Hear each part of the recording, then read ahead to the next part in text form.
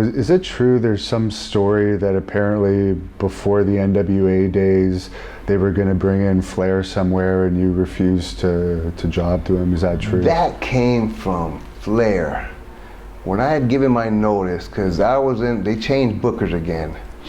And Dusty was out and Flair was friends with the booker and he was a world champion. And the new booker wanted to build him back up, and I was the only guy that hadn't been beaten. Was that Ole the new booker? Or? I'm not sure what it was. I don't even remember. Because I know Ole was the Black Scorpion's voice. Yeah, no, so. I did the Black Scorpion once. Yeah. Okay. But I forgot his name. Anyway, he'd come up to me and I went to the office because everybody was waiting in line to talk to the new owner and talk to the new bookers. Well, I walked in there and he knew who I was. Oh, is this when it became WCW? Yeah. Okay. That was that change there. Because when Dusty was a booker, I had no problem. They were pushing me up. I forgot what title I held there for them. And it was me and Larry Zbyszko and Gary Hart. And everything was going well. And then between Flair and Dusty and the new booker and the old booker, and it was a bunch of junk. So then they brought somebody else in as a booker who was buddy with Flair. And I was the only guy, like I said, I hadn't been beaten because they were pushing me up, you know. And I walked in the office, it was my turn, and the new booker tells me, he says, I see something in you, but I don't know what it is. Can you do the super fly off the top rope?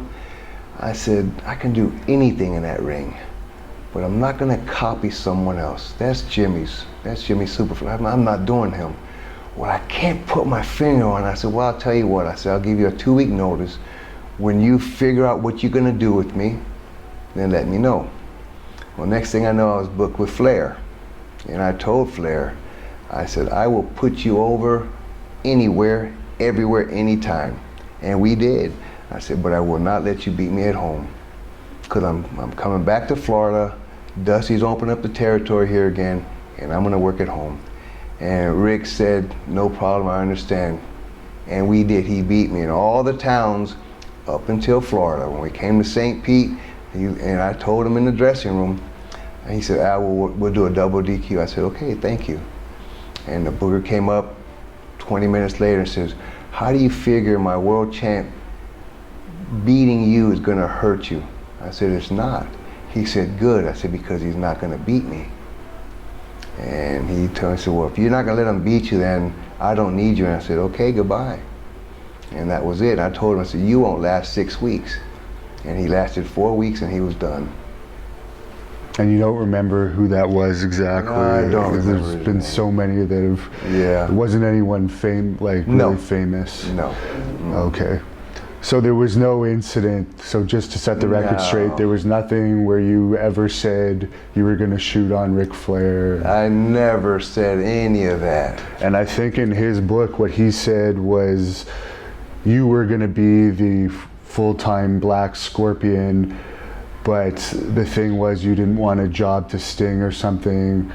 That came from Flair too. Yeah. That's not what happened. They asked me if I would be the Black Scorpion. I said yes. They put 2 masks on me because they didn't want anybody to know who it was. I did my job in the ring. Sting beat me. He pulled off my mask and he brought it up in the air like that, and I had another mask on and I crawled out of the ring. They didn't want to know who it was. They didn't want to bring out who it was at the time. And they said thank you, and that was it.